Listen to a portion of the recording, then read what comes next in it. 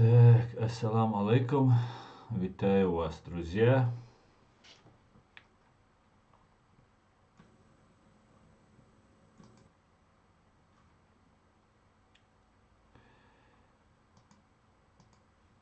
Так. Ассаламу алейкум, витаю, друзья. С вами снова я, Орти Аслан, на канале Реалити. Сегодня 30 мая 2022 года, 21:00 по Берлину и 22 часа по Джахару. Приветствую, друзья. Файтер Израиль, Ури, Эдмамедов, Дикий, гражданин Ичкерии. Всех приветствую, всем шалом, всех витаю, друзья.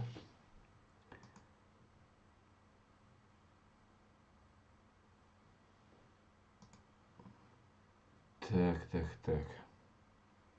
Давайте, собирайтесь, друзья, товарищи.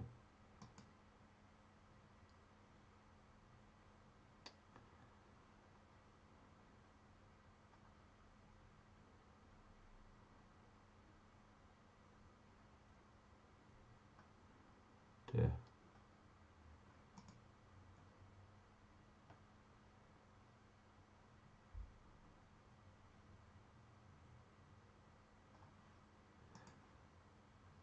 Да, абсолютно согласен с Димой Бимбатом по поводу контрольного вопроса. Все всячески пытаются обойти вопрос касательно. Сниму-ка я, конечно, раз на фоне американского флага, думал, что буду в кепке сидеть. Ну, в ней, во-первых, жарко, а во-вторых, не подходит, бог штать, к моему стилю.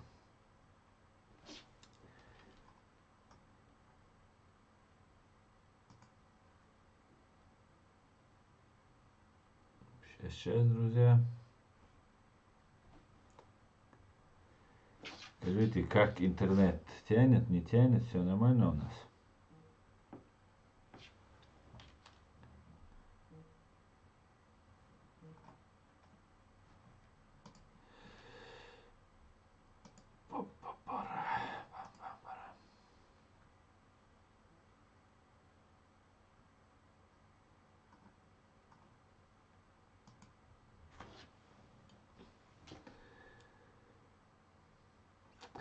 Как обычно, хочу начать свой стрим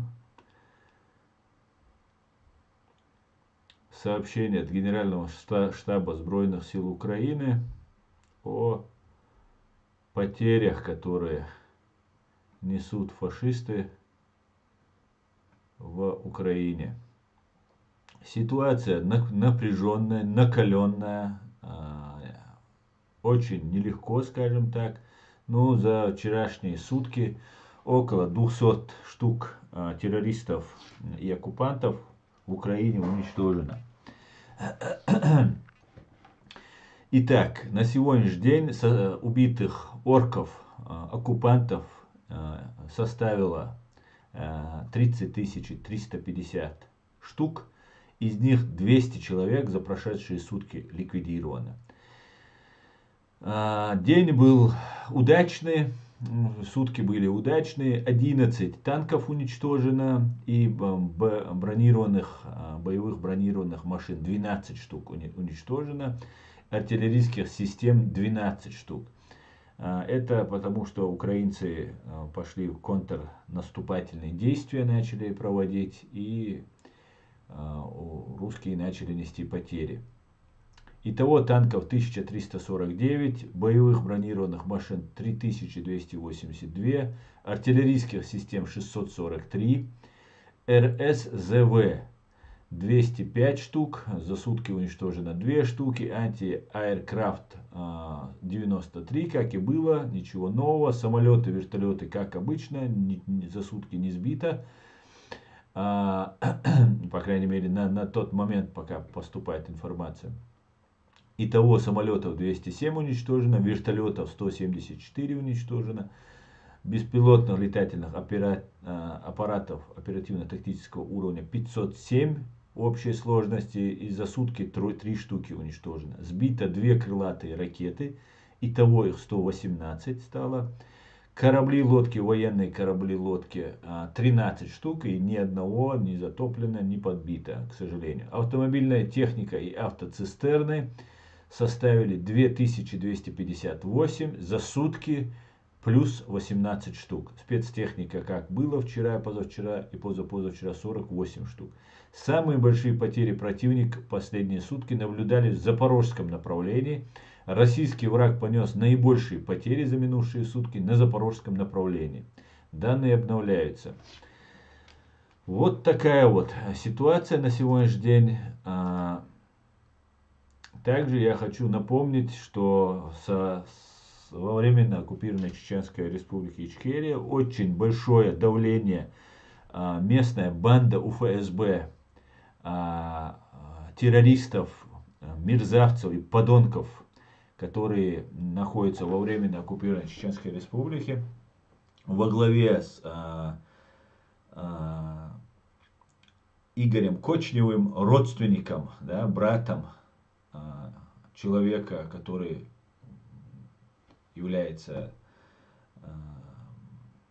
возглавляет Федеральную службу охраны Путина, из телохранителей, приближенные Путина люди, других, конечно, в Чечню террорист Путина не отправил бы.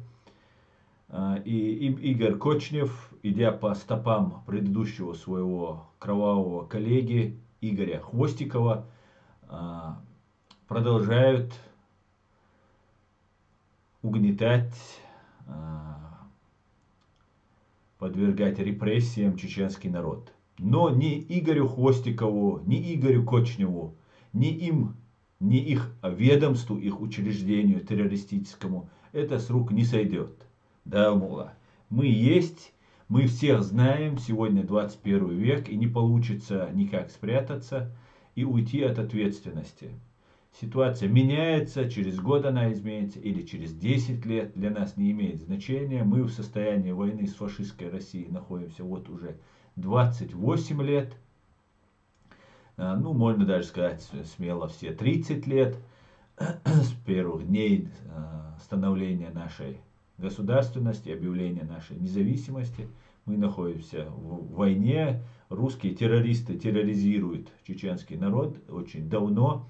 И даже не 30 лет, а 300 и 400 лет. Но сейчас время такое, что все фиксируется, и мы все знаем. У нас много союзников теперь появилось, в том числе, как мы знаем, вооруженные силы Украины, их спецслужбы нам сообщают информацию, которую им удается перехватывать у ФСБ, у ГРУ, банд, российских банд, террористических банд. И в любом случае безнаказанным это не останется. Ни для Игоря Кочнева, ни для Игоря Хвостикова, ни для кого-либо другого, который совершает преступление против чеченского народа и государства. Поэтому, Игорек, я тебе напоминаю, сейчас ты, наверное, себя возомнил вершителем судеб, ты, наверное, думаешь, что ты сейчас хозяин положения и так далее, но ты не глупый человек, я так немножко изучил твою биографию, и ты должен понимать, что рано или поздно у тебя есть и семья, и ты должен где-то ночевать, и где-то жить, и старость не за горами, и пенсия не за горами. И в один прекрасный день чеченские правоохранительные структуры постучат к тебе в дверь, и я тебе гарантирую, даже если ты убьешь, сколько ты сможешь там убить чеченцев, рано или поздно к тебе придет чеченец. Мы, чеченцы, все помним. Если у нас не бывает возможности ответить сразу же, то мы это оставляем до лучших времен, но не забываем. И 30 лет прошедшие, да, вот сейчас мы говорим про 30-летние вот эти ваши террористические действия, мы помним как вчера. Более того, мы помним даже 80-летней давности, 78-летней давности события, когда вы отправили наших всех мужчин на фронт, как сейчас вы пытаетесь отправить в Украину воевать против украинцев. и выслали наших женщин, детей и стариков. 78 лет с тех пор прошло, и мы ничего не забыли и никогда не забудем. И ни одному из этих преступников, подонков, которых нам удастся установить, мы не простим и не оставим. Поэтому, Игорек, я тебе советую не так и другим бандам, главарям банд ФСБ города Аргуна, другим главарям банд, советую не забывать вот это. Я вам не угрожаю, конечно же, вы сейчас хозяева положения, вы сейчас, наверное, ничего не боитесь и так далее, но задуматься, я думаю, вам стоит. Бедный чеченский народ, который пережил геноцид, клянусь Аллахом, вам этого не простит и не забудет. Поэтому зарабатывайте себе амнистию, будет легче. Итак, друзья, я вас всех приветствую, Файтера, Дени и всех приветствую. Так. Сейчас одну минутку мне, пожалуйста, дайте мне одну минутку времени. Извиняюсь, у меня тут резко возникли. Вчера, точнее, мне звонил мой там друг. Сегодня утром звонил и там хотел узнать кое-какого ублюдка номер телефона для того, чтобы высказать этому ублюдку все, что он о нем думает.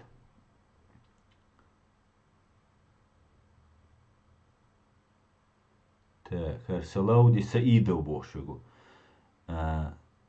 И вот 7 месяцев назад вот этот Салауди Саидов, который вот здесь, есть такой психически нездоровый человек, который живет в Вене. Он мне угрожал, какой-то бред он нес. Ему не хватило мужества приехать ко мне со мной здесь разговаривать. Он записал видео и решил хайпануть на мне. И на самом деле у него получилось хайпануть, он там 1000 с чем-то просмотров у него было. Реально психически нездоровый человек, поэтому я даже не стал слушать. И вот мне вчера позвонил человек, сегодня утром мне позвонил мой друг и тоже решил вот с этого психически нездорового человека спросить. И прислал мне это видео. Я не стал опять его смотреть, потому что, сколько больных людей на земле. И вот здесь вот этот Салауди Саидов пишет комментарий, что он уважительно относится к этому. Сейчас он мне здесь пишет Машовый Аслан. Вот эти двуличия и так далее меня очень странно удивляют, поэтому, Салауди, ты уйдешь в бан, и такие люди, как вы, меня очень удивляют. Вы мне здесь пишете одно, уходите в другое место, пишете другое. Кроме как провокаторов, я вас никем другим считать не могу. Очень странные вы люди, конечно. Но, по-моему, это не про некоторых людей. Так, давайте дальше. Машвой, гражданички, Машвой. Владимир Рабинович, всем салам. Шалом, Владимир.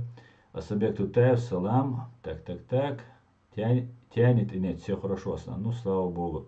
Аслан и все единомышки. Лорс, Аслан, Машвой. Борис Мада. Ты красавчик, молодец, за американский флаг еще надо Европейский Союз. Привет из Майами, Флорида. Дуже дякую, Борис Маматов. Самога, я еще должен сюда, вот за все это время, вот мне нужен, я его, конечно, сам могу приобрести, мне нужно израильский флаг, вот его там не хватает. А то тут у некоторых истерика из-за американского флага, он у меня висел и висел. Но в ТикТоке просто у людей истерика из этого американского флага. Меня выводят из религии. Тут даже русские фашисты вспоминают мусульман. И начинают с ярыми сторонниками мусульман становиться. И, конечно же, подхолопные мусульмане тоже начинают заступаться. Поэтому я его развернул, еще раз напоминаю. И я думаю, израильский флаг, здесь вот среди этих флагов тоже ему самое место. И я его сам, наверное, приобрету, потому что присылать это будет немножко накладно кого-то, хотя было бы хорошо, если кто-то его подарил мне. Но ничего, я сегодня только подумал, почему у меня здесь нет израильского флага. И он обязательно там появится. Так, самогатди раски баш цебеш халбош бушун. Так, героям состава защитников. Ассаламу алейкум. Аду добрый. Ва алейкум ассалам аду. Машуэль. Машуэль. Россия государство террористов. Да? Так. Приветствую. Аслан Черкес. Скажите, пожалуйста, что происходит в Грузии? Некоторым людям с бородой в социальных сетях раскачивается антигрузинское настроение. Ничего не знаю, Черкес, по этому поводу. Привет тебе.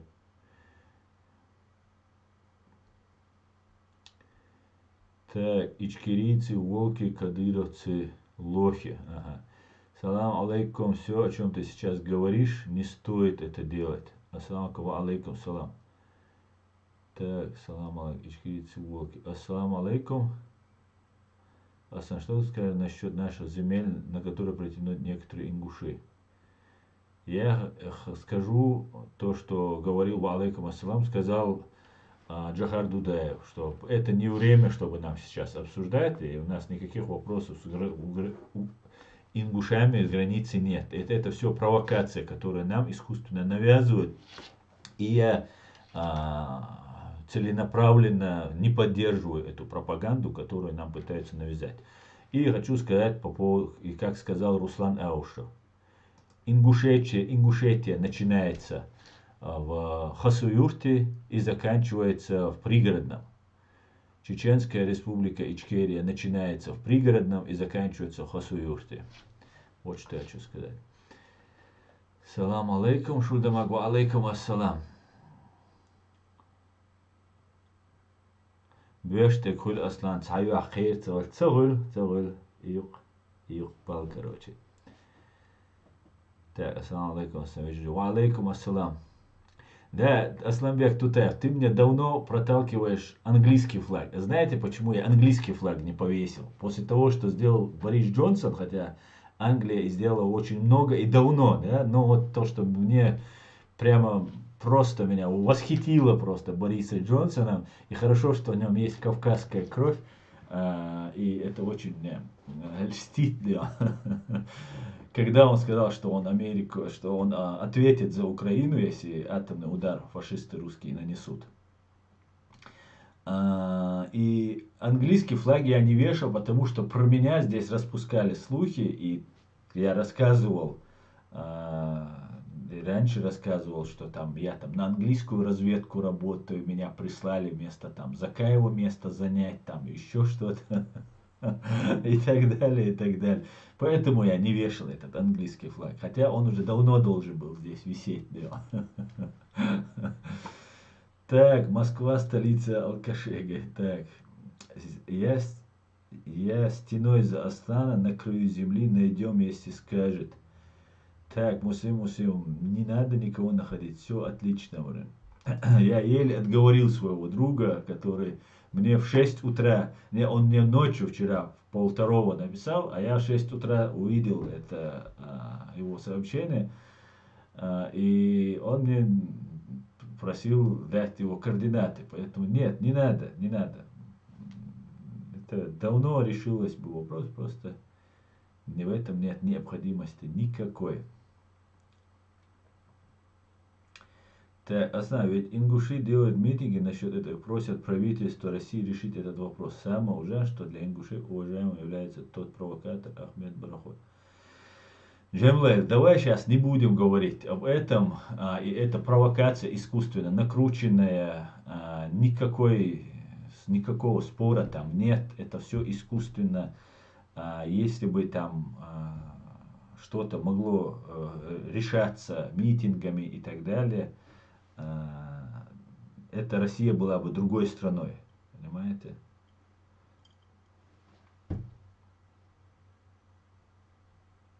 Повесишь израильский флаг, тебя основном вычислят, что ты таки да наш. Но у меня сложно, при всем желании, файтер, при всем желании у меня сложно примкнуть к кому-либо, потому что моя родословная, так сказать, она известна очень давно бы уже бы. Хотя и Дудаеву это приписывали. И, ну ничего, да, это значит хорошо, да. Но сложно им будет меня приписать, потому что у меня там до 17-го колена, все проверено, проверили 550 раз. Более чеченского чеченца там трудно будет найти. Поэтому таки буду ваш, да, что делать-то.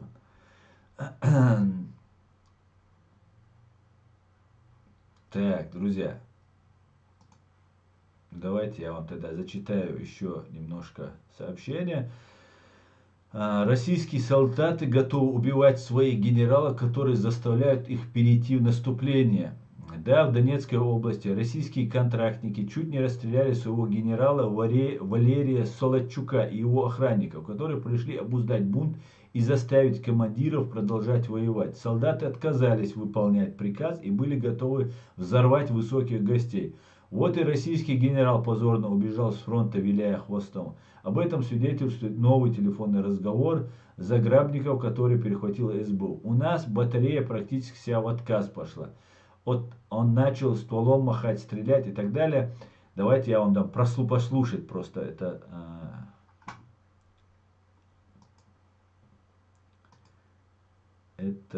видео. Сейчас, друзья.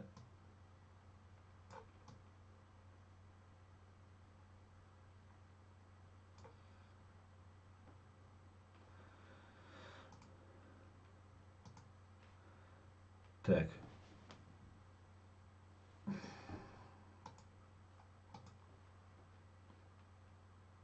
Вчера командующий ночью приехал. Командующий роты приехал. Какой рот-то?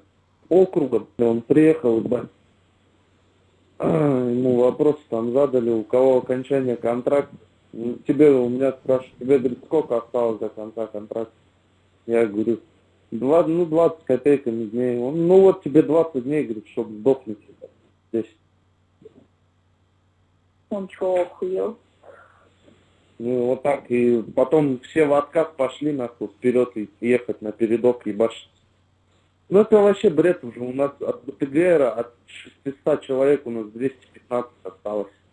Остальные 300 и 200. Я он на баланс. Он черт ебнутый. И все, у нас батарея практически вся в отказ пошла, ебать. Он начал стволом махать, стрелять. Я говорю, вас завалю, если вы нахуй не поедете туда, ебать. И все, тут пацаненок, иди, говорит, вали, ебать, гранату чеку выдернул, говорит, ну давай застрели, говорит, меня вместе, говорит, подорвемся тут. Все. Там и очень спецназеры на нас тоже стволами тыкать начали, хуй. Мы на них стволами, короче, чуть не перестрелялись, нахуй. Он свой бобик нахуй сел, уехал. Нахуй надо, езжай домой, давай. Ну вот я тоже так же думаю, ебать. После егошних слов я что-то вообще тут не хочу оставаться, нахуй. Тебе, говорит, 20 как у дней. него фамилия? Солодчук. Генерал-полковник. Волочук? Солодчук. Генерал-полковник. Он что, охуел, что ли, ваш? Волочук. А ну не может наша уже бригада нихуя взять, потому что, ебать, пиздец, тут уже нихуя не осталось, ебать, все пораздолбили уже, нахуй. Ни личного состава, нихуя уже нет, бля, пиздец, у нас штатный один командир орудия остался, у нас 2 орудия всего осталось. Извиняюсь, конечно, за русскую речь, которая присутствует, других просто у них не бывает, особенно в личном общении, когда они разговаривают, что мамы, что жены, и не говоря уже про мужчин, матом говорят, и это особенности русского языка. Но вот такая вот ситуация. Ситуация следующая. Ситуация. В конце мая, да, с 1 июня заканчивается контракт, который подписывали на 3 месяца резервисты, которых забирали из оккупированных Донецка и Луганска. Сейчас они собираются то же самое, мобилизацию организовать там на новых оккупированных территориях, в том числе в Херсоне и так далее. Нужно мясо. Мяса не хватает. И они очень сильно спешат. Спешат, потому что ленд-лиз уже, поставки идут, корабли уже вышли, на днях, сегодня, завтра все должно прийти, доставляется самолетами, доставляется кораблями, и недостаточно, конечно, И это займет время, неделю это займет, 2 недели это займет, месяц это может занять, потому что нужно, как говорится, в большом количестве, да, получить это оружие, чтобы можно было всем раздать это оружие, чтобы научить пользоваться этим оружием и так далее. Потом РСЗО называется, да, это ракетные системы залпового огня американские. Им их тоже выдают. Потом самолеты американские выдаются и по ленд-лизу. И русские пытаются как можно больше захватить территории. Это обычная практика, обычное дело. Это, я думаю, украинцы прекрасно все понимают. И сейчас в одном месте сконцентрировавшись, они сперва рассыпались по всей Украине в самом начале, да, когда заходили. Им нужно было захватить Киев, все разбегутся, все упадут перед ними там в ниц, и другие будут встречать с цветами. Но это не получилось, они забрали войска от Киева, ведь в Буче, где они сотворили вот эти преступления, они же творили, они были уверены, что они сейчас будут заходить в Киев, и что все это останется, просто будет ужас наведен на украинцев. Вот этими убийствами, пытками и так далее. И все это останется нерасследуемым, там, сокрытым. Но вот вынуждены были они оттянуть войска свои из-под Киева к Мариуполю, к Донецку, на Донбасс. И сейчас идут кровопролитнейшие бои, просто идут. И у русских все на исходе. А уровень мотивации, уровень желания воевать, он вообще отвратителен просто. Никто не хочет воевать. Никто не идет воевать. Кавказцы, те же дагестанцы, которых очень много вначале туда послали, сейчас дагестанцы даже отказываются.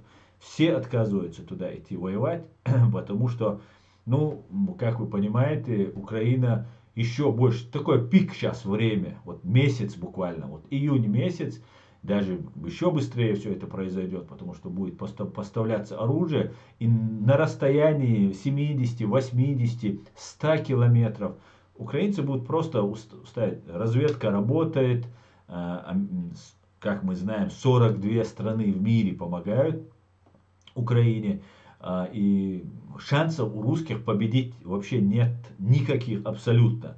Им нужно попробовать сейчас концентрировать максимально, что они сейчас делают, захватить там Лиман, они сейчас там бои в Лимане идут, они уже объявили, что они его захватили, там Северодонецк.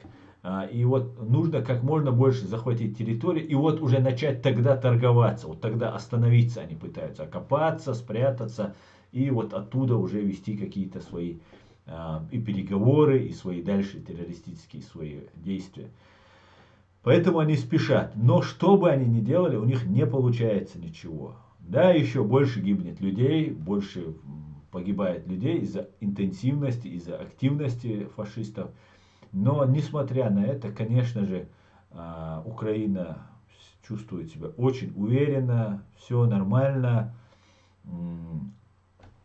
Нехватка оружия и боеприпасов – это все, что есть в потребности у Украины. И это все будет поставляться и будет дальше приходить. И поэтому вся вот эта ложь, вся пропаганда, что вот сейчас русские, вот еще один стакан там, и они уже там, уже на подступах. И тогда это все ложь, это все пропаганда. Конечно же, все усилия, все силы прилагаются, делается просто невозможное, трупами усеиваются просто огромное количество, погибает русских оккупантов, также уничтожаются населенные пункты вместе с жилыми кварталами, вместе с людьми, жильцами этих кварталов. Но это война, война самым коварным, самым подлым, самым жестоким, беспринципным, аморальным, ничтожным. Вот с этим врагом идет война. И, конечно же, это будет трудно. Это будет очень трудно. Но победа будет. Чем труднее победа, тем слаще будет. Чем труднее война, тем слаще, тем дороже будет эта цена победы, которая будет победа, которая непременно произойдет. Украинцы заявили, что до конца этого года украинская армия войдет на территорию Крыма.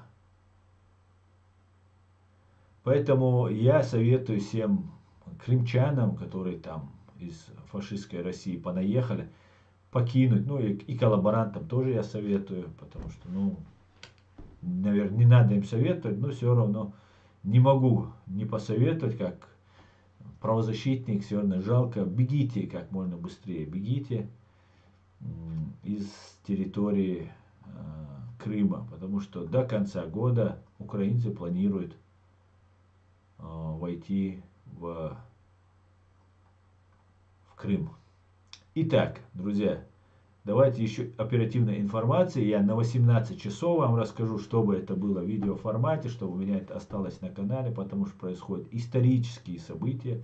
Без сомнения, это исторические события, которые каждое потом слово, каждая цифра, каждый день, каждый час будет анализироваться историками и людьми, которые будут изучать эту ситуацию, которая складывается. И эта ситуация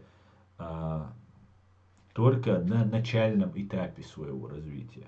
Это тоже нужно понимать. Так, оперативная информация по состоянию на 18:00 30 мая 2022 года по российскому вторжению. Длится 96-й день героического противостояния украинского народа российскому военному вторжению. Особых изменений на Волынском и Полисском направлении нет. Вооруженные силы Республики Беларусь продолжают меры боеготовности до 4 июня текущего года. На Сиверском направлении враг продолжает вести артиллерийские обстрелы с территории Российской Федерации, приграничных районов, а именно населенных пунктов Бояра, Лежачи и Манухивка Сумской области, Янжуловка и Каменская Слобода, Черниговская область. Тех, кто на Слобожанском направлении, противник продолжает подготовку к атаке, изучая вероятные способы вывода, поставки оружия, военной техники и материалов с территории Российской Федерации.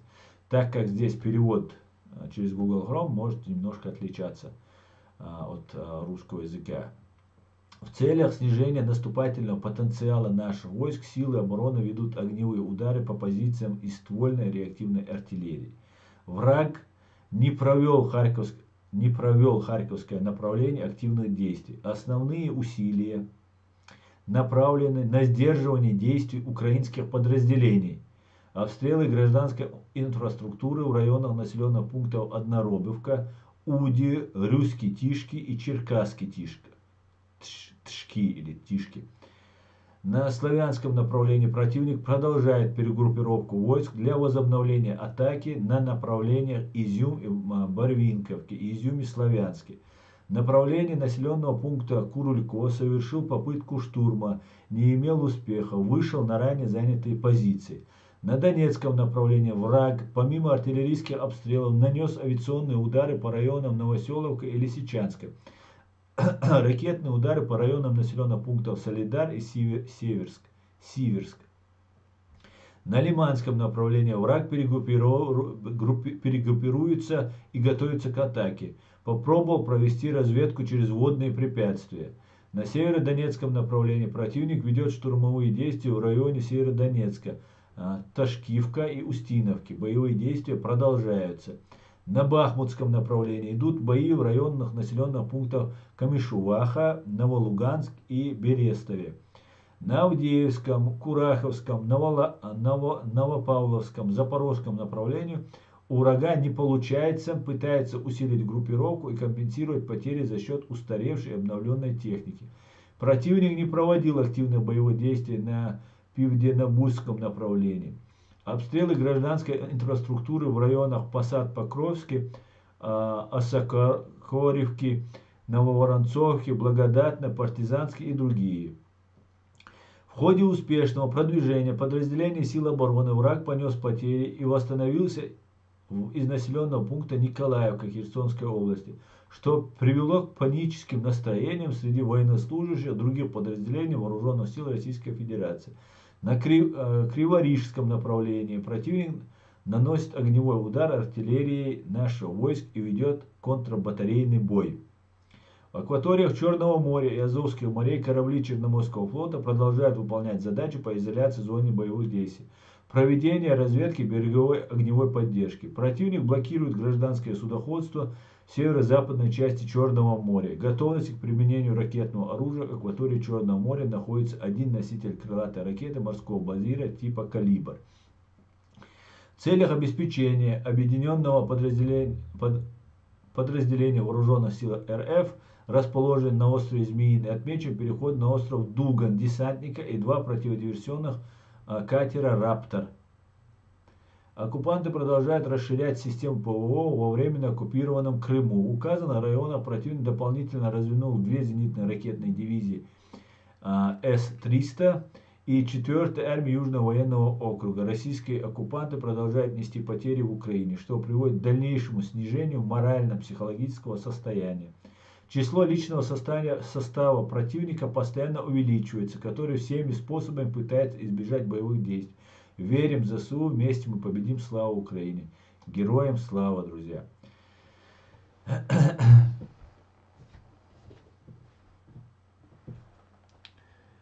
Так, друзья, вот такая ситуация. Также хочу сообщить, что украинцам поставляются очень мощные корабельные или противокорабельные ракеты «Гарпун», которые будут доставать до Крыма и в том числе до Севастополя. Поэтому флот, Черноморский фашистский флот, скорее всего, может покинуть Севастополь и передислоцироваться в какое-то другое место, чтобы не уйти вслед за фрегатом их Москва.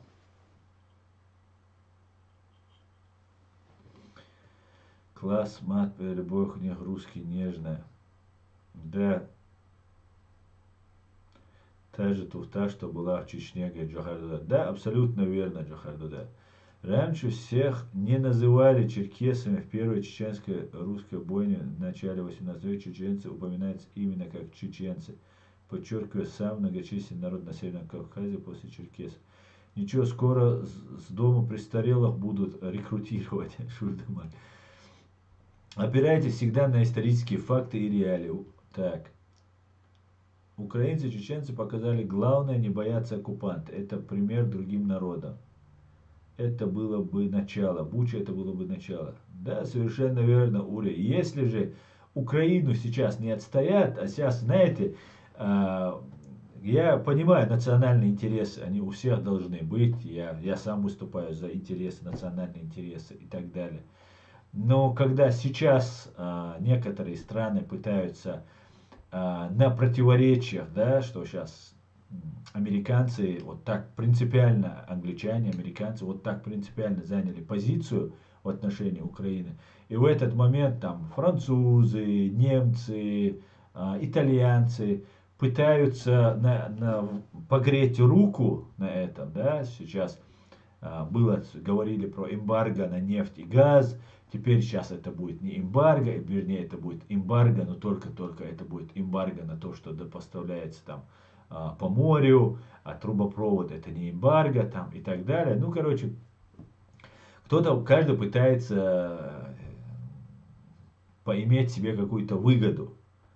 И может быть, кто-то может подумать, может на самом деле так и есть, кто-то хочет для своего государства, для своего народа какую-то пользу извлечь. Но после Украины, после эти бучи будут в каждой стране, куда придут русские. И мне, как чеченцу, не нужно это объяснять, я это прекрасно понимаю. И я считаю, все, кто сейчас не помогает Украине, они сами себе стреляют в ногу просто. Ну и далее или в живот.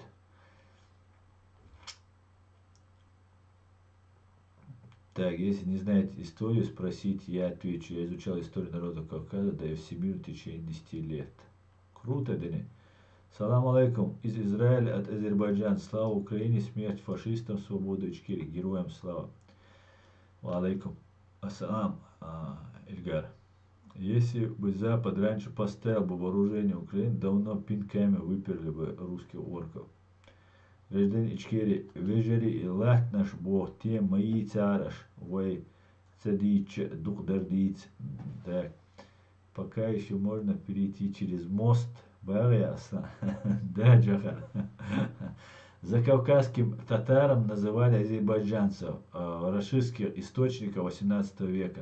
Ну, татары это обозначалось мусульмане. Они это называли мусульмане, я так понимаю. В Крым на зачистку придут украинские националисты, русским будет весело. Не, все должно быть в рамках закона, файтер. Джамлейл ночь. Аслан, расскажи, как по-твоему, что нам нужно делать, чтобы Запад и он нас услышал и нас поддержали в нашей борьбе за независимость, если мы в скором будущем освободим нашу страну?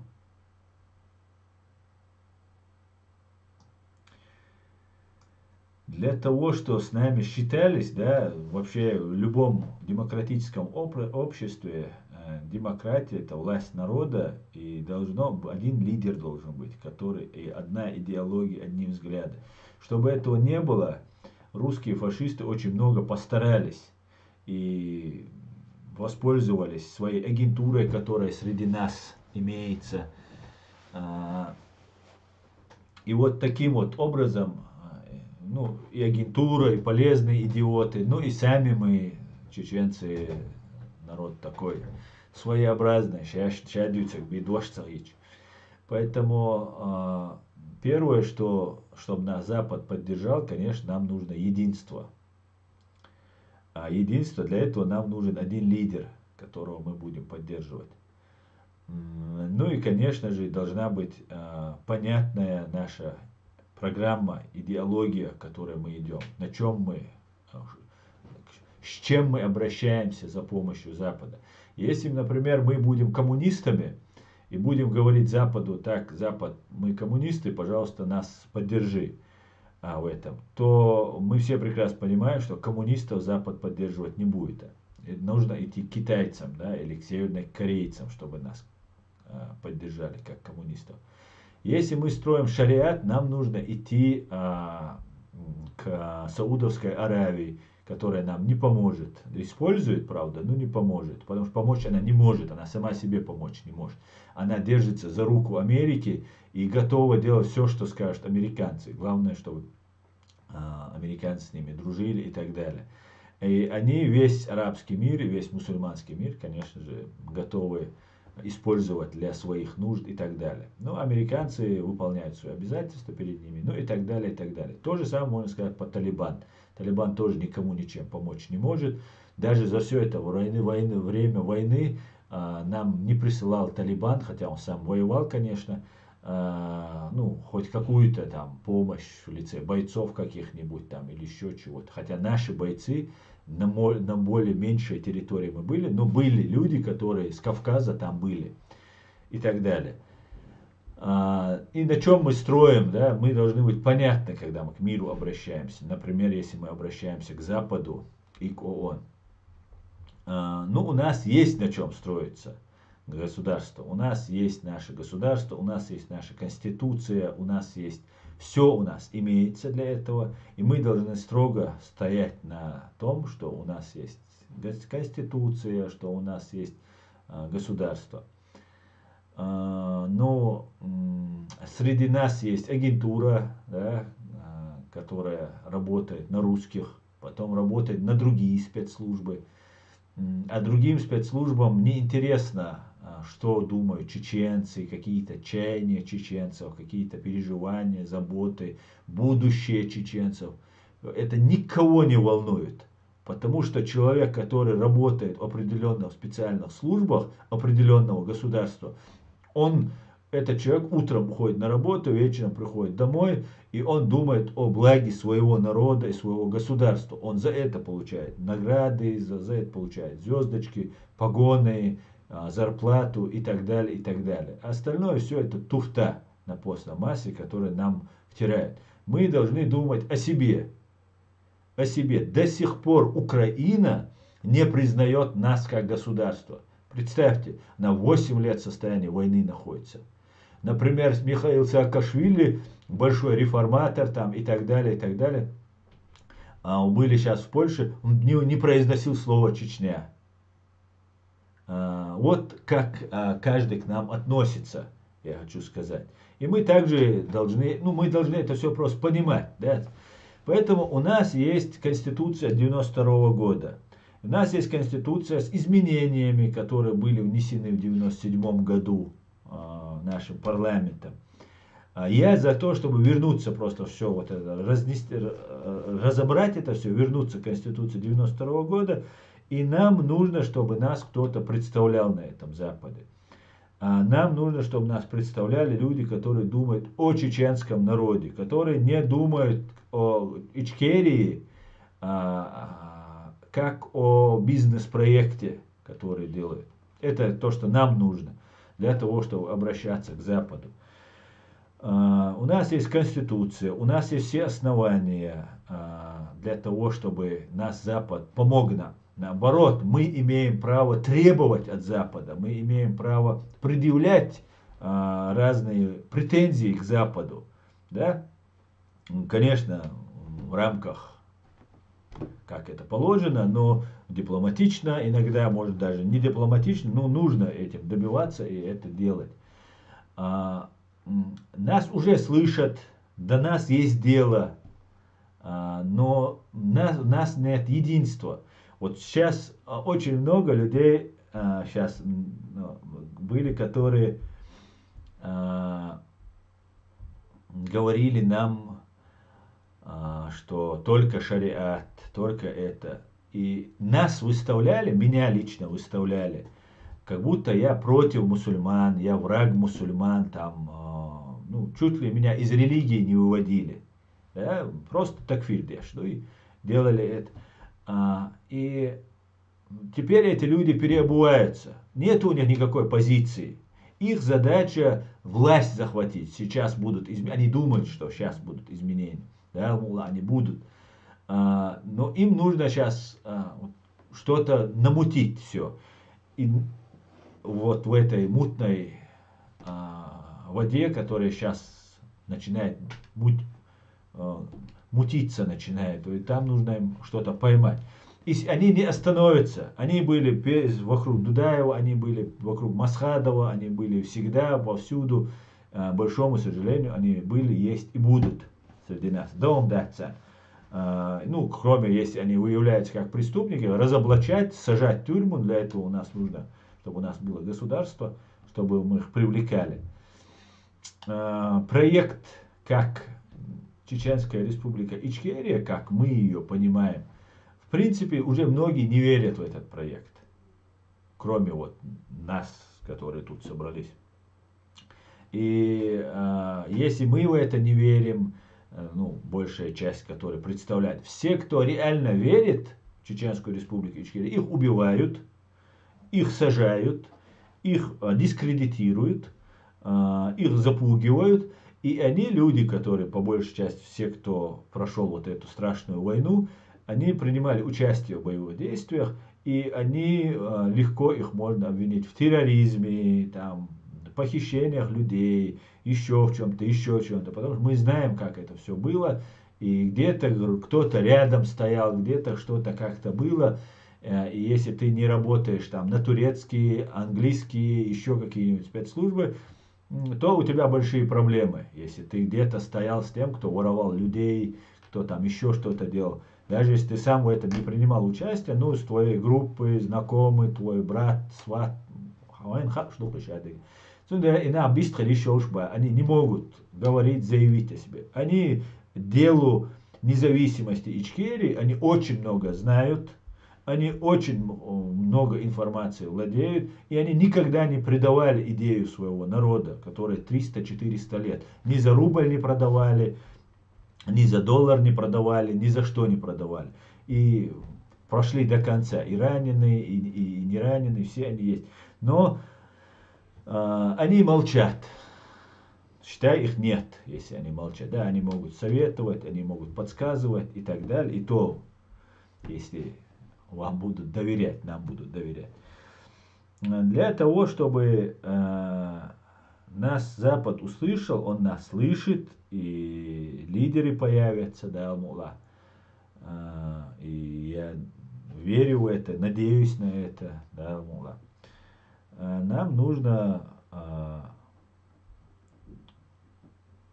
повзрослеть, наверное, понять, что вот эта вся пена морская, которая нас сбивает с толку, да, они ярые ичкерийцы, ярые шариатчики, ярые там имаратчики, но они получают российский паспорт, идут, получают там, например, кто-то в розыске, он снимает, там, борется, чтобы его сняли с розыска, там, и так далее. Это не значит, что не надо бороться, чтобы сняли тебя с розыска, наоборот, надо, но поехать там в логово к ним туда, там где-то договориться, еще как-то сделать. Ну, не бывает так. Я работал в этой системе по юридической стороне. Я знаю просто, не так не бывает. И значит, ты что-то кому-то должен. Потом возникает, ну, короче, это сейчас я опять ухожу в это. Нам нужно объединиться. И нам нужен лидер. И этот лидер не должен быть военным. Военные не надо. Военных должны политики контролировать. Специально во всех государствах, перед тем, как человек назначается на место министра обороны, он слагает в себя военные полномочия, даже если он там генерал, и уже как гражданский человек становится. Иногда просто гражданского человека ставят министром обороны.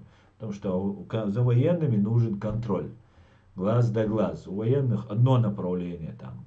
Захватить, поднять, там, уничтожить и так далее. А политика нас примут в международное сообщество, если мы будем, в ООН так и прописано в их уставе, что принимают только миролюбивые страны, миролюбивые новые члены принимаются, они должны быть миролюбивыми. Мы должны быть мирными. Только так нас туда примут. Ну вот это такой сложный, долгий вопрос, который надо будет долго-долго разбирать. Муслим, Аслан, где, интересно, скроется Рамзан, когда мы нагрянем, ну, чтобы не упустить? Муслим, я думаю, он скроется, ну, или в Рашке, фашистской России, или в Китае, или в Северной Корее. Это если он успеет скрыться. В противном случае он будет выдан и возвращен. Я думаю, из России его тоже выдадут. Поэтому, если есть какая-то договоренность у него, ну, у него нет возможности, наверное, бежать. Он, наверное, должен будет стоять и прикрывать отход Путина. Так. Вот, много вопросов написали. Так.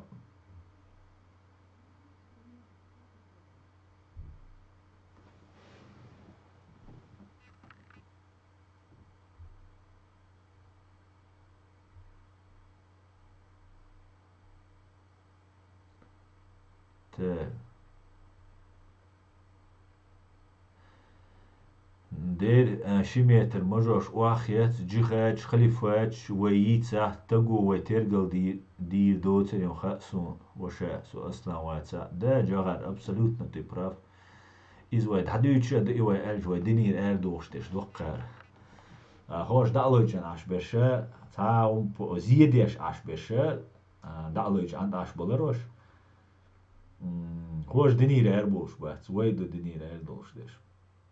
Получается. Мало как в свое время имам Шамиль будет сидеть в Калуге в бункере под диктовку рашиста писать письма чеченским воинам. Чеченцы, сдавайтесь, я вас умоляю. Халифаты, Эмираты, Бош, знаете, запомните, Лубянский, Кенти Бушон. Защитники лица, да. Турция продавливает сейчас поставки израильского газа в Европу вместо русского через Турцию. Эту Турцию не поймешь, за кого она, эта Турция. Московский халифат. Поражает трусость Макрона, Шольца, стараясь сохранить крысиную морду. Да. А вот я у Сотника смотрел буквально перед началом этого эфира, и там Александр говорит, если, говорит, признать Путина террористом, Россия проиграет там и так далее, то очень многое всплывет. А ведь абсолютно это так. Ведь он всех купил. Он просто всех замазал в своих преступлениях. А преступления он совершал. Ведь геноцид чеченского народа никуда не денется. Валла не денется, вайдин мелдум. Никогда в жизни мы им это не дадим забыть. Никогда багар уадилля мегардат. И ведь это все соучастники этого. И они все теперь не знают, как себя вести. Да? И Франции отвечать придется, и Германии отвечать придется, и всем остальным. Германия до сих пор выдавала людей в фашистскую Россию. Под ее гарантию выдавали человека, под фашистскую гарантию они отдавали человека, и его убили. Гадамау, уверьте, фамилия. Гадамау Риварис Хусейн. Его выдали под гарантией фашистской России, а потом его убили. И они не могут сейчас признать, это получается, вот этот геноцид творили они совместно, же получается. Да, нам помогали, да, нас приютили, ну, в соответствии с международными нормами. Ну, стоило шаг вправо, шаг влево, и все. Давай, вражку. Если чеченцы хотят, чтобы Запад поддержал деоккупацию ЧРИ, признал государство и провел международный суд над российскими преступниками, нужно прекратить строить халифат, исламское государство. Фриман антипутинист.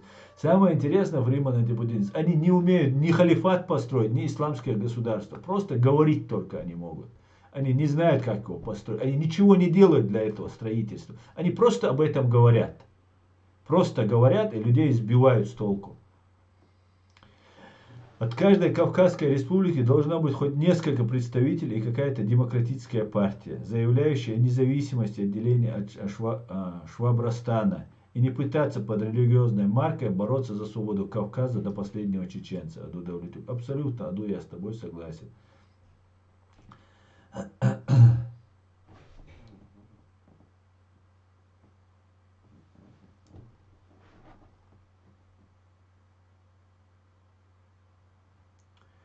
Асан, сколько тебе нужно говорить, что в 97 году был подлог изменения в Конституции? Это твое утверждение мне дает основание, кто влияет на твои мозги. Аргно, я тебе скажу, что вообще ни с кем я не обсуждал 97 год. Я не знаю, на что ты намекаешь, конечно. Обязательно какая-то конспирология у вас бывает. Обязательно я кем-то управляюсь, кто-то в ней. Абсолютно. Я тебе клянусь. Кораном клянусь. Ни с кем я не обсуждаю. Я сторонник 92 года. Но я готов обсуждать, идти на компромисс и разговоры. Я не готов идти позже сроки смотреть. Но к 92 году, это я об этом давно заявил. Почему вы постоянно пытаетесь посмотреть? Я все из своей головы достаю. Никто мне не советует. У меня есть люди, с которыми я дружу, общаюсь. Я это много раз говорил. Никто мне не говорит, и скажи так или так. Но я просто хочу найти компромисс во всем. Потому что я знаю, это не моя Ичкерия. Она всех нас. Доброй ночи, шановные тавильные товарищества. Доброй ночи, Андрей Сокол. Аслан, да, даже официально Украина перепрыгивает Чечню и Вторую русско-чеченскую войну. Более того, делает заявление, всячески дискредитирующие, начиная с президента. Да, Жахар, абсолютно с тобой согласен. Когда я говорил сейчас про Милуар Саакашвили, там же сидел премьер-министр, бывший премьер-министр Украины. И он то же самое, они перепрыгивают. Ну, конечно, после этого еще удивляются, почему мы так себя ведем. Конечно, мы так себя будем вести. К сожалению. Так, ассаламу алейкум, братья ночи. Асколи ва алейкум салам. Я не могу понять эту политику, если не называть это подыгрыванием Кремлю. Жахар, это подыгрывание. Подыгрывание. Да здравствует шариатская Швеция, батя-батя. Андрей, витаю. То есть, Дудай, Украина не имеет свою политическую волю. Пока Запад не признает Украину, будет молчать. Слабые они для этого, кишка тонка. То есть, вооруженные силы Украины, сбройные силы Украины, они называют Чеченская республика Ичкерия. Я видел, я у себя выкладывал, здесь на канале выкладывал. Они называют именно так. Сбройные силы Украины называют временно оккупируют Чеченскую республику Ичкерия. Фриман антипутинизм. Закаев своей поддержкой радикальных сил лишает чеченский народ поддержки международного сообщества и готовит после деоккупации ЧРИ чеченскому народу судьбу иракского и афганского народа. Фриман, а я бы сказал палестинского народа еще. Если есть такой народ. Так, Асколев, Александр. На самом деле в Украине заканчиваются боеприпасы и техника. А Запад только болтает или Путин их скупил. Нет, там борьба идет, но все там нормально. Конечно, хотелось бы, чтобы еще вчера они поставили это оружие, но пока нормально. Даже у чеченцев, не имея никакой поддержки, не закончились боеприпасы, добывая трофеи в бою. Как они закончатся в Украине? Оттуда улетел. Правительство ЧРИ не отражает чаяний чеченского народа и должно уйти в отставку. Должно быть сформировано временное правительство, готовое восстановить государство на Конституцию ЧРИ 1992 года.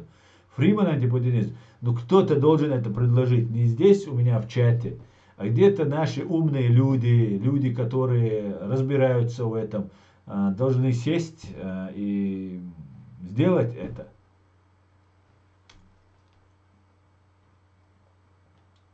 Должны сесть и сделать.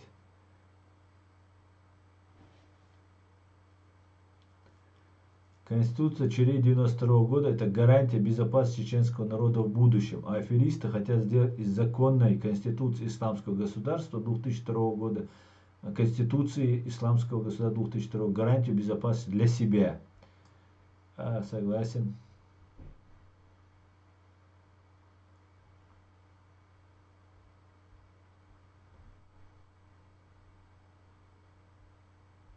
Прогресс. Ассаламу алейкум. Как бы поступить и что нужно сделать, чтобы Европа принимала чеченцев? Ведь многие просто не могут попасть в Европу, их просто не пропускают. И тем, кто уже попал, не дают бумаги. Прогресс. Ва алейкум ассалам. Это большая сложная проблема, о которой вот сейчас вот как дать какое-то там решение этому, решение какое-то этому сейчас принять, там, вывести невозможно просто, да, потому что здесь шавига можешь вахет халифат и ешбу, и они говорят, а зачем нам строитель халифата здесь, когда у них там в Чечне все нормально, Рамзан Кадыров. Вот здесь до определенного времени, здесь в Европе открыто находился так называемый представитель Кадырова. И сейчас они есть, тут разные представители, и его там, и других там, и так далее, и так далее. Также банд, притон фашистской России здесь, так называемое посольство, и так далее, действует. Поэтому в этом плане нас принимать будут, если мы сможем доказать, что нас там убивают, угнетают. Но мы получаем документы, надо сказать спасибо тем чеченцам, которые сюда приезжают, получают документы и быстро едут домой. Пока надо же быстро отметиться, надо показать, что ты там в Европе живешь, там у тебя деньги на кармане, дом построить, машину показать, еще что-то сделать. Ну или просто соскучился, по маме надо съездить. А на самом-то деле другим людям, которые реально нужна помощь, им отказывают. Вот, например, самый такой вопиющий случай был. Сулейман Гезмахмаев, бывший сотрудник российского вот этого второго полка имени Кадырова, ну, это ФСБшный полк, вооруженные силы, ФСБ я их называю.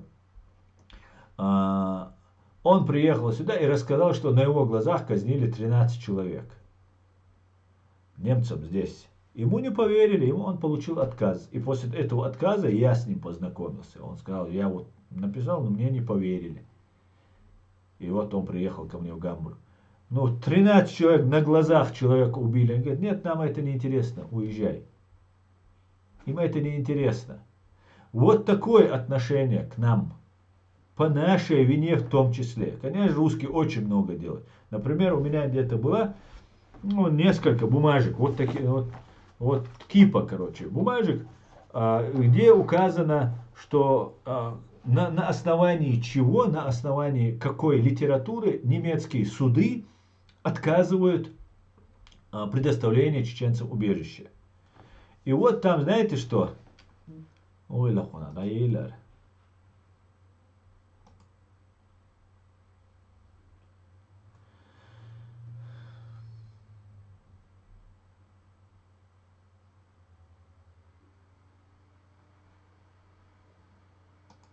Оборвалась связь у нас, друзья.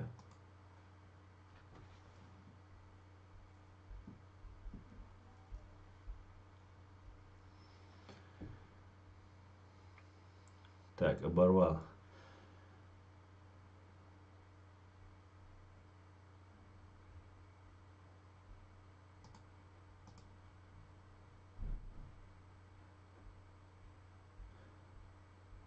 Ну вот, обрыв, по-моему, у нас был связи, да? Вот такие вот. И вот в этих бумагах, которые предоставляются немцами, там указано, что, например, оборудование в Чеченскую республику, это посольство им предоставляет, официально их документы, что, например, показывается, что Чеченская республика у той же Германии, это же бабки тоже, а бабки здесь считать умеют и любят,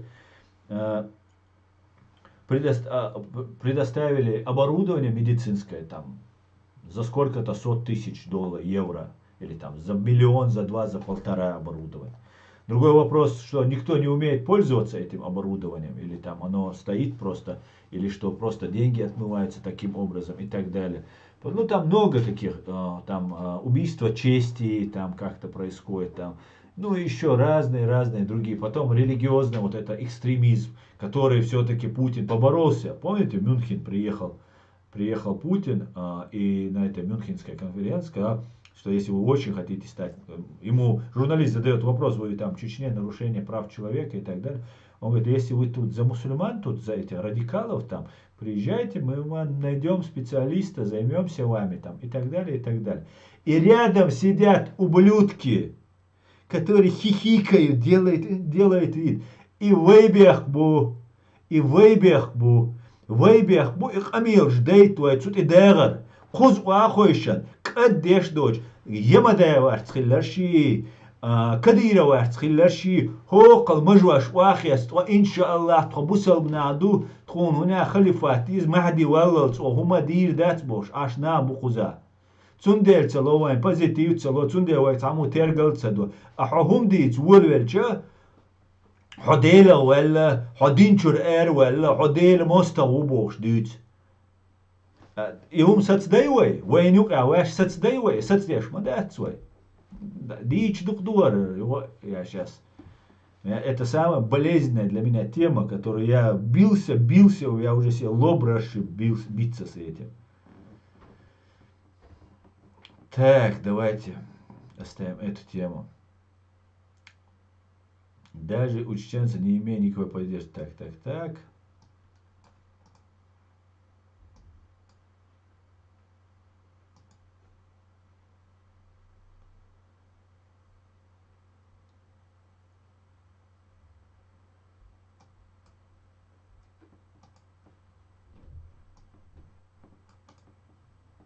Что здесь? Опять я завис или что у меня тут происходит?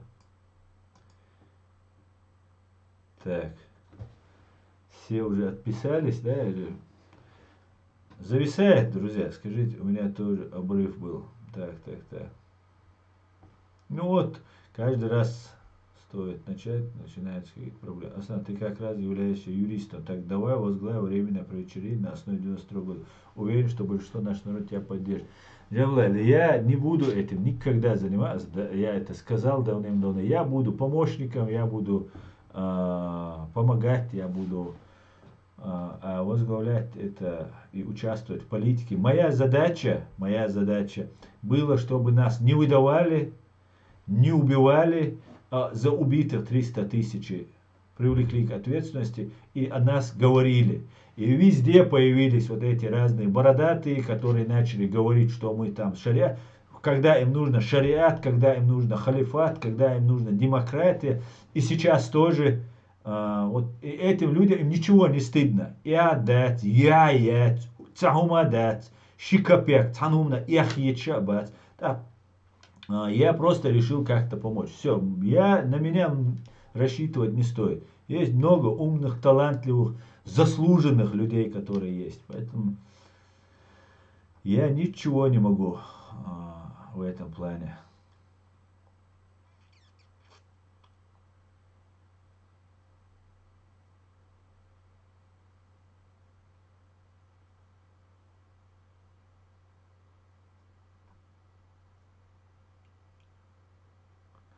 Я говорю не о народе, а про власть Украины и ее политики. Да, Тойзан, я с этим с тобой я согласен. Просто как уже, скажем так, публичная фигура, я более корректно делаю, в отличие от тебя, но я во многом с тобой согласен.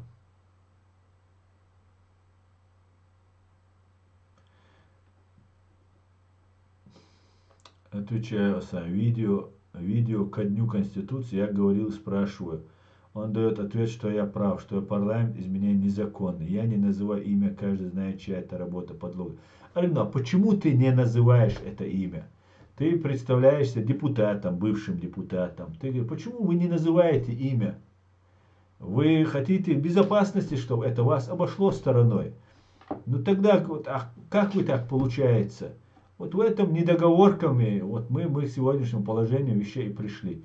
Надо имя говорить правильно. Вот ты говоришь, там конституционный судья, да, который есть. Ну как это так у нас получается? Конституционный судья, там... Ладно. Файтер. Вам ночью нужно созвать собрание представителей всех диаспор мира, там и решить все проблемы. Думайте о том, как организовать это большое собрание.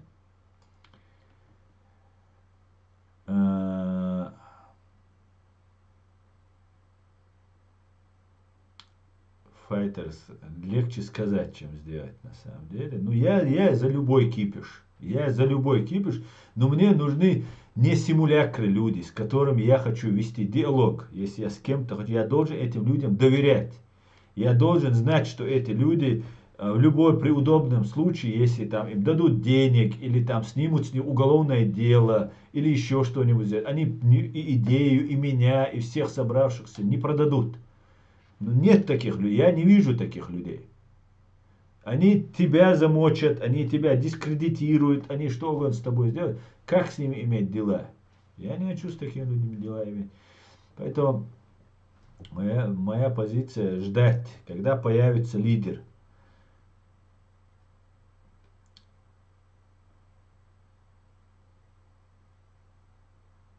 Я начинаю думать, были бы мы христианской религией, всегда вспоминали бы про наши войны с русскими. А так мы все вхожи в клуб белых людей. Так мы не вхожи в клуб, говорит. То есть, да, это тоже правда. Правда то, что мы мусульмане, и это как-то отражается. Это не вся правда и не самая главная причина, но это тоже имеет значение, конечно же. Ты прав, то есть, да. Но видишь, опять же, говорим про христиан.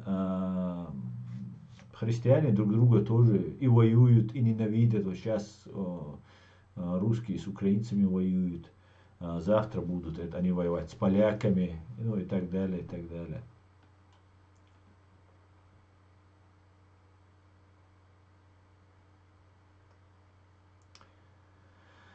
У меня трансляция оборвалась. Это только у меня нет, у всех это был обрыв. Так, друзья, я перемотаю. Ассаламу алейкум, что думаешь про поездку Муфаса? Ничего не думаю. Так, муслим, какой халифат или исламское государство? Это явный ход ФСБ. Тот, кто хочет Какой халифат или исламский? Это вот крыса или идиот? Нам для начала надо страну отбить и стать свободной от России. Все, кто делает что-то другое, враг. Так.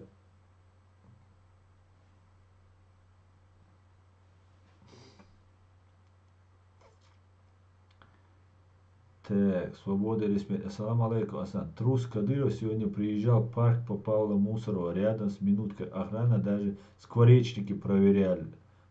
Это была сила. Свобода или смерть. Алейкум салам. Свобода или смерть. Да, вот нам же рассказывал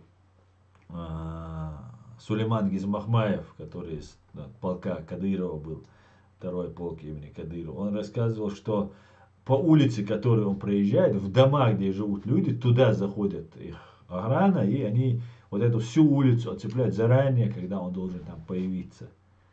Вот такие они вещи делают. Конечно, он боится, конечно же, особенно сейчас, когда и дрон может прилететь, а он прилетит.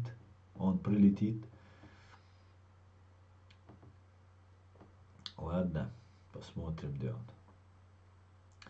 Так, для недопущения в ЧРИ после деоккупации ИГИЛа будут введены миротворческие войска ООН, а строители халифата будут отправлены в новое Гуантанамо и будут выданы чеченской власти после выборов. Фриман, вот да, тебе пора выйти из тени, Дион. Вот. Я тебе уже говорил это. Выходи из тени.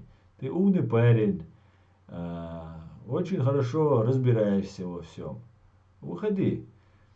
Выходите все, кто может, уходите. Конечно, небезопасно, Дион.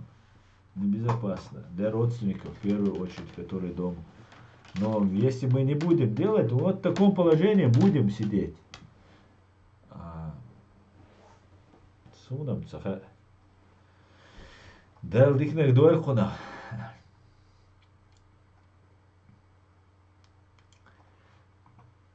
Так.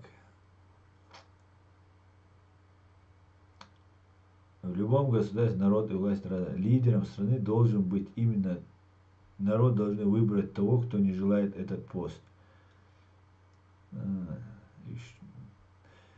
Так, но за исключением чеченского народа и президента Джохара Дуда и независимых ЧРИ. Так, друзья. Халифат, что старается навязать чеченскому народу Закаев, превратит ЧРИ после деоккупации в лепрозорий в лучшем случае, а в худшем для чеченского народа закончится так же плачевно, как и в Иране, говорит Фриман, антипутинист. То есть с нами воевали все народности Советского Союза. Кто-нибудь слышал, чтобы мы делили национальности? С первых дней делят россиян на национальности. Пройдет время, будут виноваты кавказцы и буряты. Абсолютно, Тойзен, с тобой согласен. Эта пропаганда работает. И даже Пиантковский, которого вчера, по-моему, смотрел, он там, с кем он там разговаривает, с украинцами с кем-то разговаривает и говорит, вот там российская армия там напала, там туда-сюда, и говорит, нужно будет спросить там, в контексте он это разговора говорит, что там чеченцы, буряты, которые там нападают, там еще что-то делают. Вот, показали нам бурятов по телевизору, надо об этих бурятах говорить. Показали бы там, я не знаю, кто там, удмуртов, говорили про удмуртов. И вот даже человек, который очень далеко не глупый человек, но он, Пиантковский, убежден, что все чеченцы, в том числе и кадыровцы, ненавидят всех русских. Я это как пытаюсь понять, почему он так мыслит. Ведь это же не так. Все чеченцы ненавидят всех русских. Я об этом неоднократно говорил, и это искренне было, честное слово. И я знаю других чеченцев. Да я вообще не вижу за всю свою жизнь, среди чеченцев не видел таких ярых ненавистников всего русского и всего. Вот не видел я. Нет у нас таких фашистов. Я не видел лично. Были, наверное, есть, наверное. Но я не общался. Это я, наверное, самый был такой рьяный в своих позициях. И он, наверное, представляет это для себя, как русский человек, он представляет, что не может нация не ненавидеть всех, если вот столько зла сотворили. Но не могут кадыровцы служить русским, любить русских и Россию после того, что с ними сделали русские. Он это понимает. Не может Аслан Ирисханов, не может там Абузейд Висмурадов, Магомед Даудов, Апти Алаудинов, Рамзан Кадыров и другие там. Они не могут не ненавидеть русских, если русские с ними все это сотворили. Он так это воспринимает. У нас немножко другая психология. Мы не такие, как русские. Мы по-другому это видим. И ему это трудно понять. Я ему это доказывал как-то. Но он, когда я ему процитировал этого Льва Толстого из Хаджи Мурата, он начал сейчас это распространять. Но так он и не въехал, что я ему хотел сказать. Просто мы хотим без вас жить. Просто хотим без вас жить. Нету ненависти. Просто без вас. Потому что это безопасно. Вы же не хотите, чтобы у вас в доме ползали змеи или ядовитые пауки. Не хотите, потому что это опасно. Это всегда доставляет дискомфорт. Ты боишься этого. Ты не можешь спать, ты не можешь есть, потому что тут у тебя везде змеи. Точно так же мы относимся. Просто уйдите. Нету ненависти к змее. Ну как я ее могу ненавидеть? Это же змея. Или крокодил. Это крокодил. Он не может по-другому. Мы понимаем, что русские это фашисты. Без них отдельно. Но это не значит, что мы всех так считаем. Я в общем считаю. Например, я забывал раньше это говорить. Вот Аллу Дудаеву я буквально недавно смотрел. Ну как мы можем ненавидеть русских, если у нас Алла Дудаева русская? Ну как мы можем всех русских ненавидеть? Ну, невозможно это.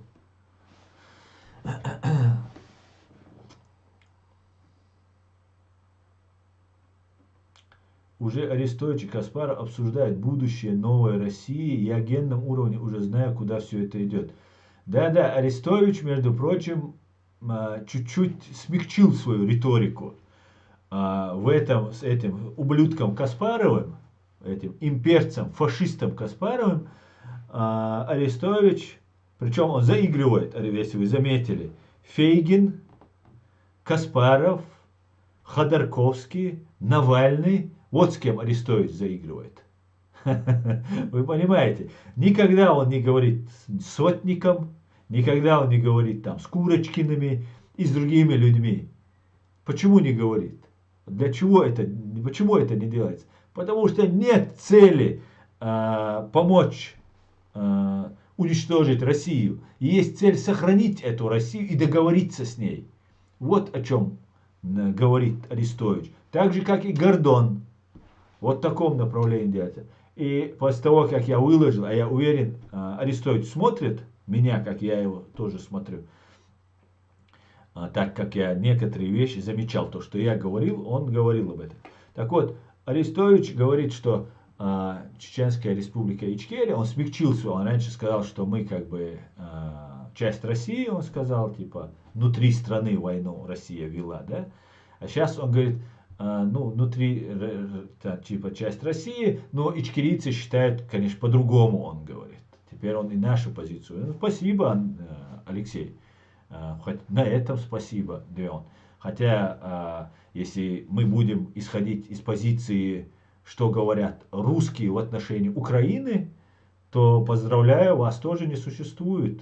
И вот ты представляешь, Алексей, вы представляете там администрацию президента на каких-то общественных началах, кто вы там, и вашего президента и вашей страны не существует.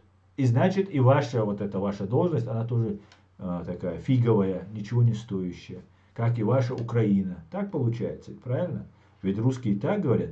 Очень несправедливо иногда поступают. Да? Президент Украины долгое время рассказывал нам, беря потери фашистов, оккупантов на своей территории, свои, и говорит там 10 тысяч уничтожено, 20 тысяч русских оккупантов уничтожено. И приводя русскую статистику, когда говорили про уничтоженных у нас в Чечне оккупантов, да, сколько там, 15 тысяч уничтожено, или там 10 тысяч уничтожено и так далее. Ну, нелогично, правильно? Но это не смущает. Ни Зеленского это не смущало. Ну, сейчас вроде перестал говорить Владимир Зеленский. И тоже также разговаривая с русским, Алексей Арестович говорит, что вначале он сказал, что это вообще мы внутреннее дело России, что Россия внутри себя воевала, не приведя ни одного доказательства. А теперь он опять же с этим говорил бы он с украинцем еще, можно было бы понять, да, между собой там украинцы говорят. Ну, говорит с врагом, который убивает каждый день его тут. И причем этот Фейгин сидит, наверное, в России сидит. Но это не смущает. Нисколько там. Арестович каждый день, как на работу, 3 месяца, каждый день он не с ним там разговаривает. И он рассказывает, что, ну, говорит, ну, ичкерийцы, ну, читают, что вот есть еще. Ну, спасибо на этом хотя бы, спасибо. А пока кто-либо, друг он, хороший он человек, плохой он человек, мне не имеет значения. Я здесь вышел не для того, чтобы получить много подписчиков, получить себе какое-то имя и так далее.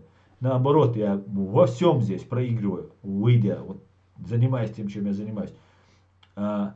Поэтому для меня важно, чтобы четко расставлялись, правильно расставлялись правовые оценки давались вот всем событиям, которые были.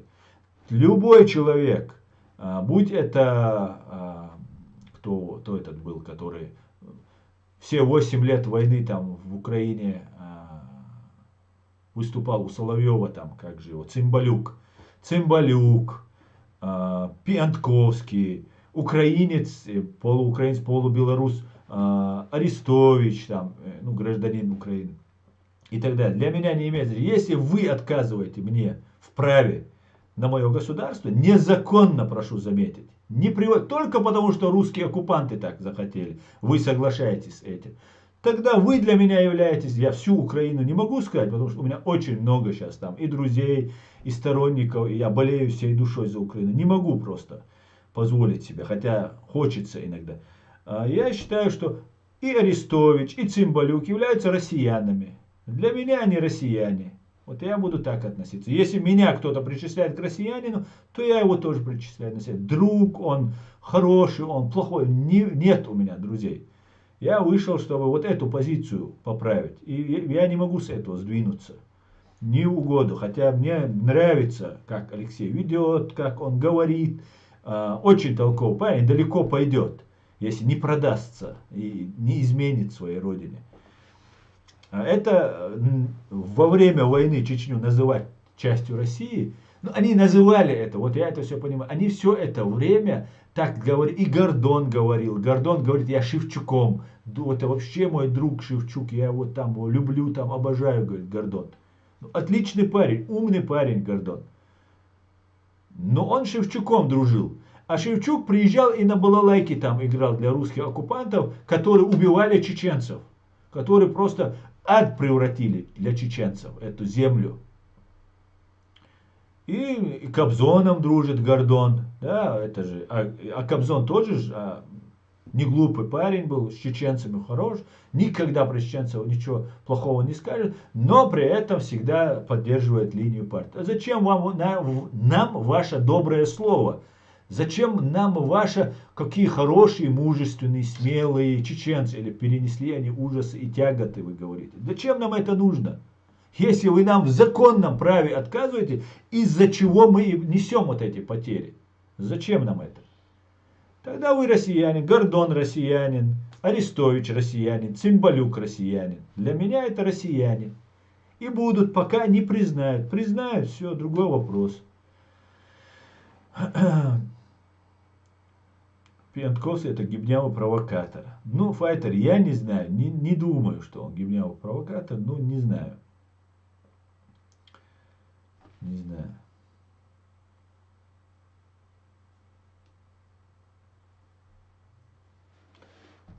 Так.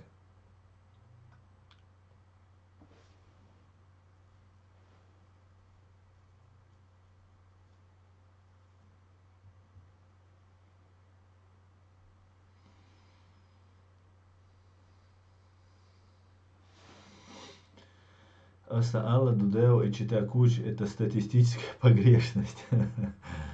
Да. Ну, такие еще есть, Тойзан. Это мы вот русские. Дудаева, Курочкина — это русские. А есть евреи, есть украинцы, есть разные другие национальности, которые как бы и россияне, и при этом они нам помогают. Поэтому их немало на самом деле. Да, мало. Да, недостаточно. Но мало.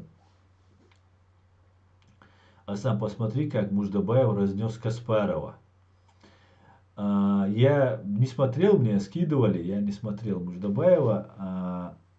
От Муждабаев у меня вот тоже свои вот эти темы, которые, опять же, кто признает, не признает. Муждабаев входил вот в эту информационную тему и информационную, он московский комсомолец, по-моему, с тех пор у меня дистанция, и он это знает, что у меня такое к нему отношение и так далее. Не смотрел, как он его разносит, этого Каспара, но я, Дима Бимбант написал комментарий, он мне его скинул, комментарий свой. Не у меня, а в Фейсбуке он его скинул. Он говорит там, сейчас я постараюсь его найти, здесь этот говорит, Муждабаев говорит, контрольный вопрос, чтобы выяснить, чей Крым нужно. И Дима Бимбан пишет, нет, Айдар, контрольный вопрос, чей Крым, это не настоящий вопрос, потому что ответ, это Крым украинский, не дает возможность идентифицировать сторонников русского мира. Так, что надо задавать настоящий контрольный вопрос, настоящий контрольный вопрос. Признаете ли вы суверенитет Чеченской Республики Ичкерия? И только положительный ответ на этот вопрос определяет, что этот человек действительно признает суверенитет Украины. И только так и никак иначе. Слава Ичкерии и Украине. Вот этот человек еврей, Дима Бимбан, да, вы его все многие знаете, которые здесь. Он не без устали пишет, молодец, и большая благодарность ему. И призываю всех так же делать. Так, друзья, 1,5 часа наши истекли. Аслан, на это было сказано, как бы, между прочим, что мы не купимся на это. Арестович и Каспаров — это одна контора. Проводят такие встречи, они уже готовят почву. Боюсь, что, Тойзан, ты прав. Боюсь, не хотелось бы, конечно. Не хотелось бы. Так.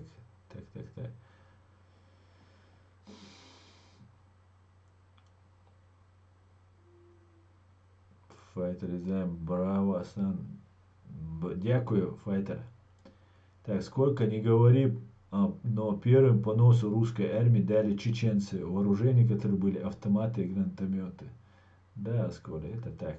Очередь. Тарас Березовец тоже часто пиарится на нашем народе. У него, кроме чеченцев, никто не воюет в Украине. Да, Тарас Березовец был большим таким поклонником, таким гостем от Украины на форуме «Паскудной России». Вот этого Каспарова и всех остальных, куда мы пришли там с Адамом Дервишевым и с Аминат Саиевой. И у нас возникают вопросы, конфликты там, и все украинцы, которые, вроде бы должны с нами как-то, я-то так это воспринимаю, нет, так от нас сторонились. Русские к нам подходят, русские с нами там разговаривают, а украинцы такие гордые стоят, строят, типа, они тут приглашены там и так далее, и так далее. Но не те. Нужно разбираться, да. Нет, они не россияне, они русские. Салам, шалом всем местным бродягам. Аслан, ты как гильотина не щадишь, ты как гильотина, не щадишь никого. Исаак Шмулевич, салам, шалом. Вынужден. Маждада, салам алейкум, добрый вечер. Ва алейкум салам. Маждада. Маждада, ты в новом амплуа. Так, Гордоны, Арестовичи, скажу вам, развал России неизбежен. Это же не остановить, альхамдулилля. И самое главное, Арестович это понимает. И четко раскладывает. Так. исламское государство после зверств ИГИЛа в Ираке для мира является лепрозорем. Так, это уже я читал. Валлахи тучом алле. Да. Муждабаев пока дружит с оккупантом, Бабченко для меня его личность не имеет доверия. Да? Да. Прогресс Фейгину респект. На его канале часто слушаю. Правильно, слушай. Так. Странно, да, правда, что там появляется. Мажда Дау Матаемшим Бабуя. Поздравляю тебя с должностью, да. Так. Скажу, Алхамдулилlah, смотрел пленного азовца, красавчик, вел себя достойно. Да, Мажда, вел достойно. Самый большой поклон себе, уважаем, береги себя. Так, друзья, я на этом свой стрим тогда заканчиваю. Более 1,5 часа мы в эфире. Да, будем выходить почаще в эфир, постараюсь не пропускать, но эта неделя опять будет загружена. Могу пропасть на некоторое время. Но будем надеяться, что все будет хорошо, да, друзья, спасибо, что смотрите, спасибо, что поддерживаете, распространяйте наши видео, ставьте лайки и всего самого хорошего. Ассаламу алейкум. Все будет Ичкерия. Слава Украине. Адикюэль марш ойл.